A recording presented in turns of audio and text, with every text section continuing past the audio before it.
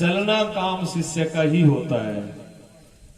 जिसके अंदर भावना होती है, जिसके अंदर कुछ गुंजाइश होती है, वो चल पड़ता है। धक्के देने से चलता नहीं है, फिर प्रयास तो किया जाता है। बच्चे को जब माँ चलाती है ना, पैदल चलाना सिखाती है, एक बारी में नहीं चलता है वो। माँ बार बार प्रयास करती है, लेकिन माँ प्रयास तब तक करती है जब माँ को ये पता होता है कि बच्चा चल जाएगा। और बच्चा जब समझ ले माँ की ये विकलांग है, ये पैर से जिसके खड़े होने वाला नहीं है, ये बात जब माँ को समझ में आ जाती है तो माँ फिर उसको खड़ा करना का प्रयास भी छोड़ देती है। सदगुरु भी जब देख लेते हैं कि ये शिष्य चलने लायक नहीं है तो वो भी फिर उसका प्रयास छोड़ देते हैं। और जब तक गुंजाइश दिखती है तब तक धक्का लगाते रहते हैं, आ चलेगा। लेकिन शिष्यों को भी ऐसा लगता है कि शायद गुरु जी को कोई ज्यादा ही मतलब है। बीमारी यहां खड़ी हो जाती है। बच्चा अगर ये सोच ले छोटे वाला कि मैं तो चलना ही नहीं चाहता हूं, मुझे तो चलने से कोई मतलब ही नहीं है, और ये माँ जबरदस्ती पकड़ के खड़ा करती है, तो ये माँ स्वार्थी है। ये माँ का कोई ना कोई बहुत बड़ा स्वार्थ होगा जो ये मेरे पीछे पड़ी हुई है।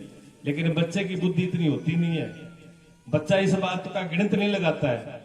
बच्चा भोला होता है और भोले पर में सीख जाता है। और बच्चा कई बार उठता है, कई बार गिरता है। अगर उसमें थोड़ी सी भी समझ हो ना, तो एक बार गिरा, खड़ा हुआ, फिर गिरा, फिर खड़ा हुआ, फिर गिरा, 5-7 बार गिर जाएगा तो बच्चा ये समझ सकता है कि जब जब खड़ा होता हूं तब तब गिरता हूं, जब जब खड़ा होता हूं तब तब मैं गिरता हूं। अगर बच्चे के दिमाग में ये बात आ जाए तो बच्चा जिंदगी में चलेगा नहीं। क्या चल जाएगा? नहीं चलेगा। उसका जो भोलापन है ना, बच्चे का जो सीधापन है, जो सरलपन है, वो बच्चे को खड़ा कर देता है चलने के लिए। नहीं तो ये समझिए आप, जो 2 बार 4 बार 20 बार गिर जाएगा वो फिर खड़ा होने का नाम क्यों लेगा। लेकिन वो 50 बार नहीं 1000 बार गिर जाए, वो ये परवाह नहीं करता कि मैं गिर गया, फिर उठ के चल देता है। इस बात को वो जानता ही नहीं है कि मैं गिर गया, ये तो भूल ही जाता है। वो गिरना भूल जाता है, वो सिर्फ चलना ही देखता है। उसकी नजर में, उसके दिमाग में एक ही होता है कि मुझे चलना है। गिरने की गिनती करता नहीं है, चलने की गिनती करता है। हम भी अब अगर अपने जीवन में ये धारण कर लें कि हमको तो अपनी मंजिल पे पहुंचना है, कितना ही कष्ट आए, कितना ही विघ्न आए, कितना ही दुख झेलना पड़े, अपमान झेलना पड़े, सत्य के धर्म के रास्ते पर, लेकिन पीछे मुड़ के देखेंगे नहीं। मीरा तो राजघराने की थी ना, लेकिन धर्म के रास्ते पे चल पड़ी तो क्या परवाह करी। लोग कहते हैं कि बदनाम कर दे कि इज्जत अब जो है बेच खा बैठे, जो होगा सो देखा जाएगा। भक्तों में तो जो मीरा ने कहा, संतन के ढिंग बैठ लोक लाज खोई। संतों की संगत में बैठ करके अब वो शर्म रही नहीं, किसकी शर्म करें। पहले कोई डर था भी, शर्म है, शर्म नाम की चीज ही नहीं रही। भक्ति करे कोई सूरमा, भक्ति हर किसी की बात नहीं है, कबीर साहब की बाणी है। भक्ति करे कोई सूरमा, जो कुल जात वर्ण को खोए, जो अपने कुल जाति और वर्ण को जो मिटाने के लिए तैयार हो, वो उनका रास्ता है। लेकिन धर्म के काम में इतना, ये तो आखिर की बातें हैं इस धर्म में चलने वाले की। लेकिन अगर आप थोड़े से भी चलोगे ना, थोड़ा भी कोई शुभ काम करोगे, अच्छा काम करोगे, तो 2-4 लोगों की सुननी जरूर पड़ेगी। अब इस मंदिर के लिए, मंदिर गड्ढे में था, पहले हमारे शास्त्री जी जो आए, शास्त्री जी कोई हमारे से दूसरे नहीं है, वो हमारी प्रेरणा थी। हमारी प्रेरणा के पीछे किसी और की प्रेरणा थी। मुझे कोई साधपुरा से वैसे कोई लेना देना नहीं था, सीधी सी बात है। मैं तो जानता भी नहीं था साधपुरा कहाँ है, कौन सी जगह पर है, कभी इस एरिया में आया ही नहीं। हालांकि घूमता हूं पूरे भारत में नहीं, देश विदेशों में, इटली अमेरिका देश विदेशों में भी घुमाऊं गया हूं मैं। आज भी 2-3 जगह आश्रम में यूपी में है, यहाँ सब आना जाना रहता है मेरा। लेकिन इस साइड में नहीं आया था मैं। गोगामिनी तक तो आए थे, जो महाराज जी रूपनाथ जी जो है वो मेरे अच्छे परिचित है, मेरे प्रेमी जानते हैं अच्छी तरह से। उनके पास भी मैं कई बार मिला हूं, लेकिन इधर नहीं आया था मैं। इधर जो है ये गुड़िया बैठी हुई सामने छोटा चक्का से, चक्का के 2-3 गुड्डी है यहाँ पर, लेकिन एक यहाँ पर लेने वाले एक का 2 से मुलाकात नहीं हुई थी। चक्का गांव मुझे पूरा जानता है अच्छी तरह से, और चक्का गांव में मैं जब बचपन से था, साधु हुआ हूँ 12-13 साल की उम्र से, तब से लेके आज तक मेरा आना जाना लगातार है। चक्का का बच्चा बच्चा जानता है हरियाणा में। चक्का गांव से रामदत्त जी आए हुए हैं, पास के गांव से और उनके साथ में बैठे वो आए हुए हैं, इस बात के वो गवाह है। तब से 32 साल से मेरा आना जाना है वहां पर, सब लोगों के साथ मिलना जुलना है। और इतना विश्वास भी करते हैं कि जब घर में आके बैठ जाता हूँ किसी किसी के, तो एक बार एक ऐसा हुआ कि शादी थी, शादी पे सब लोगों को जाना था, घर पे कोई रेड़े वाला नहीं था, और मैं पहुंच गया। कहते गुरुजी आप बढ़िया से सही मौके पे आए हो, गुरुजी ऐसे मौके पे तो काम आते हैं। मैंने कहा ये भी ठीक है, मेरे को तो शादी में जाना है, घर में रहने वाला कोई नहीं है, और ये लो चाबी, ये लो सब संभालो, ना आप जानो और हम चले, रोटी पानी आपको यहाँ पर पहुंचा देंगे। पड़ोसियों को बोल दिया घर में आप रहना, हम जा रहे हैं। तब मेरे को समझ में आया गुरुजी ऐसे काम में भी काम आ जाते हैं। तो इतना विश्वास करते हैं, पूरा घर छोड़ के चले जाते हैं। तो विश्वास कोई ऐसे नहीं करता है, विश्वास बनाने से बनता है। अपने अंदर अगर कमी होगी, अपना आचरण सही नहीं होगा, अपनी नीति सही नहीं होगी, तो कोई विश्वास करेगा नहीं। विश्वास है सीधा किसी पे होता नहीं है, और करना भी नहीं चाहिए। मैं इसके पक्ष में भी नहीं हूं कि कोई सीधा आया और घर पे बैठ गया आपने विश्वास कर लिया, कभी नहीं करना चाहिए। अपनी बुद्धि का उपयोग जरूर करना चाहिए, अपनी बुद्धि में परख करके विचार करके अपनी बुद्धि में बात बैठे तो ही मानना चाहिए, कई और मान ली नहीं, ऐसे नहीं होना चाहिए। मेरे को गुड़िया ने कहा गुरुजी अब कभी हमारे गांव में भी जाओ, वहां पर कोई नाम कोई संत है ना, कोई सत्संग करने वाला है ना, ऐसे है। और हम तो क्योंकि ये बचपन से संतों में रही, सत्संग में रही, तो इनको बड़ा वैसा लग रहा था। मैंने कहा अब कैसे, चलो कोई समय देखी जाएगा, अंजला होगा यहाँ पर। तो ऐसे बहुत साल बीत गए, जल्दी नहीं 5-7 साल बीत गए। उसके बाद में एक दिन रामदत्त जी ने कहा कि चलो गाड़ी लेकर के चलते हैं। तब इंद्र सेन जी भी थे, और इंद्र सेन जी भी रावण ही थे पक्के, इस बात पे शक नहीं है। जात रावण है ना, वैसे रावण नहीं थे, जात के रावण है। हमारे गांव में भी एक है, उनके मतलब आपके गोत्र के डॉक्टर हमारे शंकर है, वो रावण गोत्र के ही है। वैसे मेरे को कम याद रहती है गोते गाते। तो यहाँ पूछा वहां गांव में कि वहां इस गोत्र का है, मैंने कहा हमारे भी एक गोत्र का है, इसके आप क्या हो। बाकी गेदर और सीमार, गेदर सीमार ज्यादा है हमारे गांव में उधर। तो रावण तो उनकी गोद थी, पर रावण वाला थोड़ा बहुत असर भी था, ज्यादा नहीं होगा, थोड़ा बहुत होगा, लेकिन हमारा उन्होंने हमेशा ही सम्मान किया था।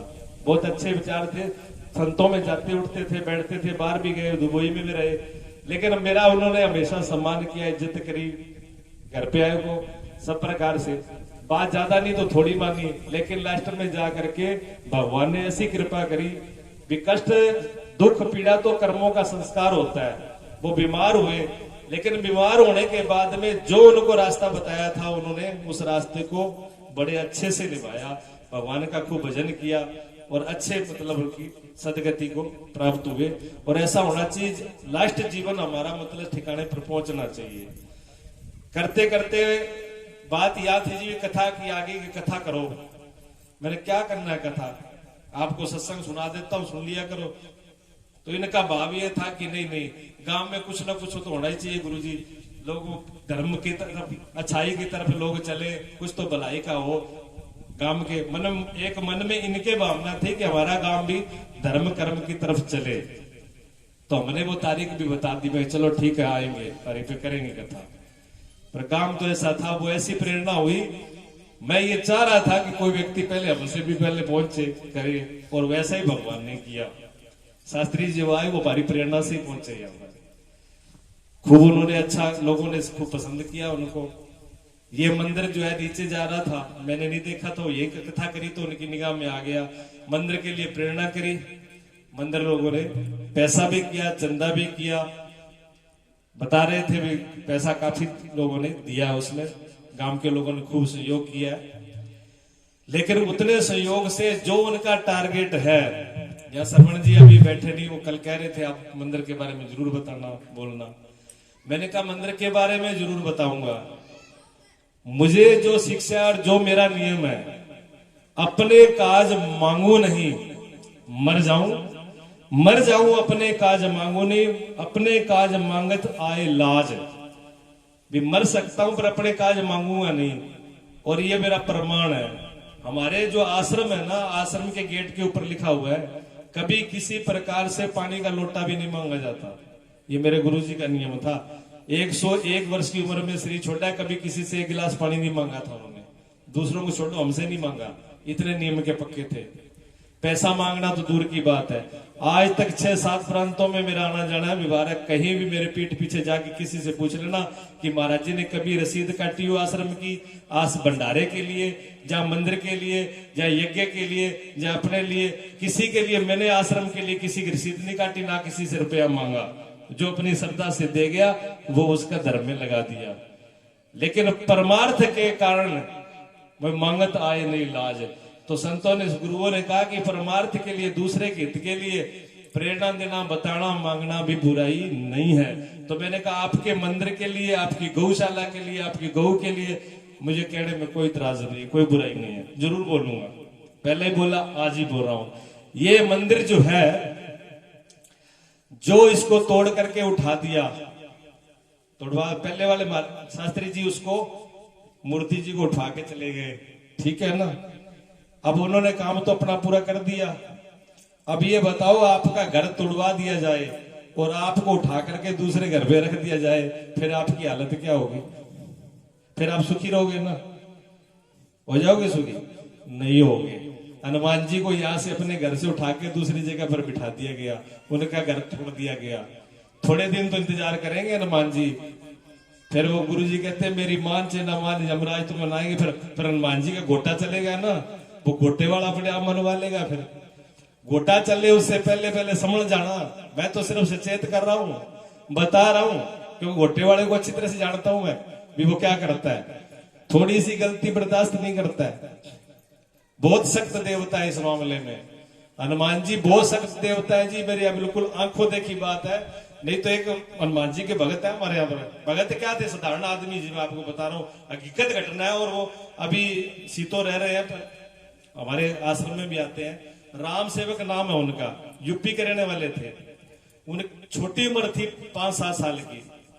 5-7 साल की उम्र थी तो क्या हुआ कि कोई डाकुओं ने आकर के, यूपी का माहौल ऐसे ही था, अब तो योगी जी आगे जो सुधर गया, तो डाकुओं ने क्या किया, थोड़ी बहुत दुश्मनी थी, गोली मार दी उनको।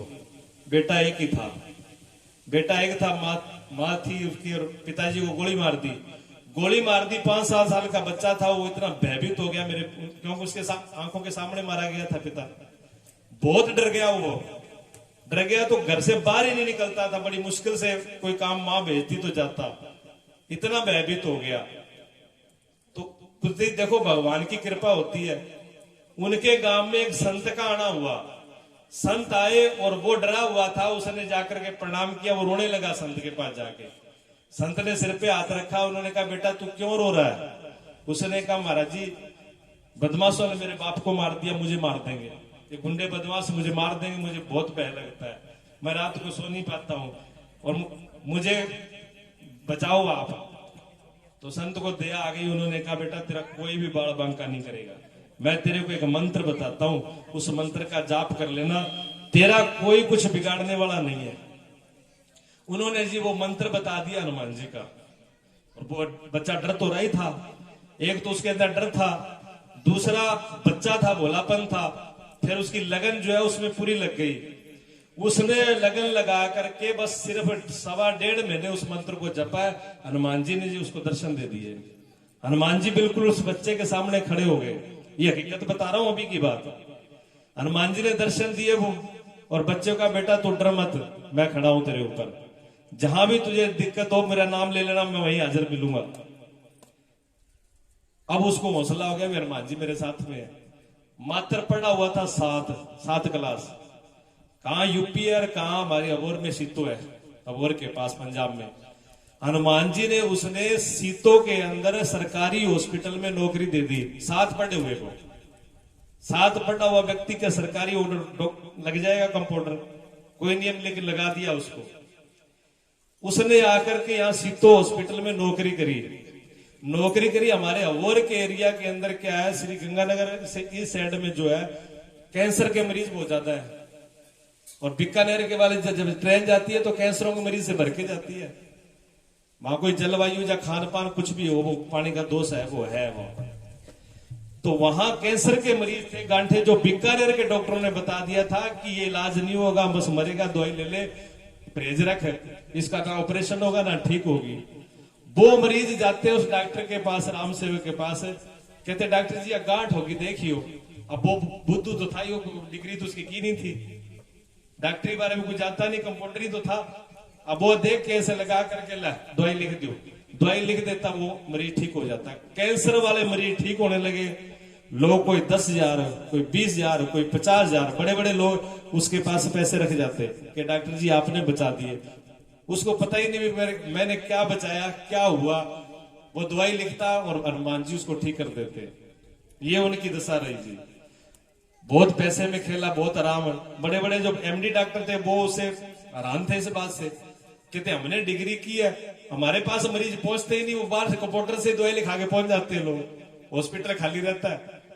तो किसी लगा जलन भी करी, लेकिन उसको हटा भी नहीं सके कोई।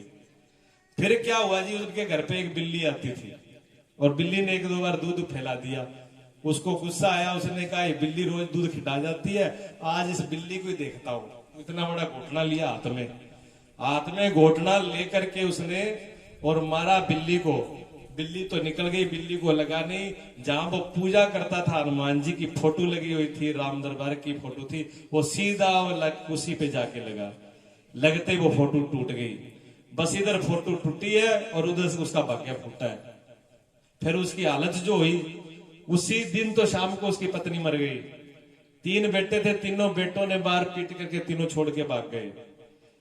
नौकरी से तीसरे दिन उसको सस्पेंड कर दिया गया। और रात को जब ऐसे सोता था ना, वो मेरी आंखों देखनी बात बता रहा हूं आपको, रात को जब ऐसे सोता था तो 10 फुट ऊपर छत की जितना ऊपर जाए और नीचे पटके जाए और ऊपर नीचे फिर गिरे। पूरी रात उसके साथ ही होता था। हनुमान जी उसको सीधे देखते कि बच्चू तेरे को ना जीने दूंगा, ना मरने दूंगा, ना सोने दूंगा, ऐसे रखूंगा। इतनी बड़ी उसकी सजा दी। उसने बहुत विनती, बहुत मनाया, बहुत कुछ, लेकिन उसका हल नहीं हुआ। फिर क्या, किसी ने अगर कह दिया, शाणे ने, पूजा पाठ वाले ने, किसी ने कि मैं तेरा इलाज कर दूंगा, बस उसने इतना मुंह से बोला और शाणे के पैर ऊपर सिर नीचे, ले कर तू इलाज क्यों करे। वो अब भूत प्रेत तो थी नहीं, हनुमान जी साथ पंगा कौन ले। ये उसकी हालत आई। गंगानगर में हो रहा, मेरा जाना हुआ वहां, मेरे सेवादारों को घर पे रुका हुआ, ऐसी बहुत बुरी हालत थी उसकी। मेरे को सेवादारों ने कहा कि स्वामी जी ये ऐसी है, देख लो इसकी हालत है, थोड़ी कोई रास्ता बताओ, कोई कृपा करो। मैंने कहा भैया हनुमान जी इसके इष्ट बिगड़े हुए हैं, अब जिसमें हनुमान जी बिगड़े हैं उनका इलाज कौन करेगा। हनुमान जी जब बिगड़ जाएंगे तो मैंने कहा भूत प्रेत तो है नहीं जो छूट जाएगा, मैं इससे पंगा कौन ले। पर चलो ये कहता है तो मैं एक उपाय बता देता हूँ। कोई बात नहीं, क्या हो गया, सुन तो आवाज मेरी आ रही है नहीं वहां तक। हाँ कोई दिक्कत नहीं। तो फिर मैंने उसको कहा मेरे तो बस की बात नहीं है, पर मेरे गुरुजी की समाधि बनी हुई है। गुरुजी का शरीर नहीं रहा, लेकिन गुरुजी मेरे सिद्ध पुरुष थे, मुझे पता था भी उनके पास सभी प्रकार की सिद्धियां थी, कोई कमी नहीं थी। मैंने कहा अगर गुरुजी को मना लेगा ये तो गुरुजी हनुमान जी को मना सकते हैं और कोई नहीं मना पाएगा।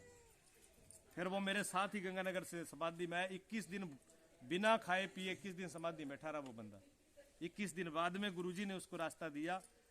फिर दूसरी जगह एक दूसरा अनुष्ठान किया, तब उसका धीरे धीरे आज वही बंदा उसी हॉस्पिटल में जो उसकी बीच में नौकरी छुट्टी थी वो सारा फंड मिल गया, बच्चे उसके आ गए, शादी हो गई, वो बंदा घरे बैठा आज वहीं पर। हनुमान जी प्रसन्न हुए, सारी चीज वापस आ गई।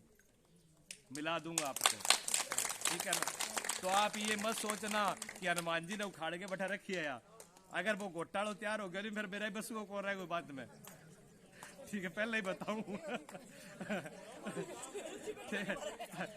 भी आता है अड़ता का नौबत ना आवे वो पहला संभाल लियो, ठीक है नहीं। तो भी अपनी सारे लोग देखो, सब लोगों ने जिम्मेवारी रखनी है।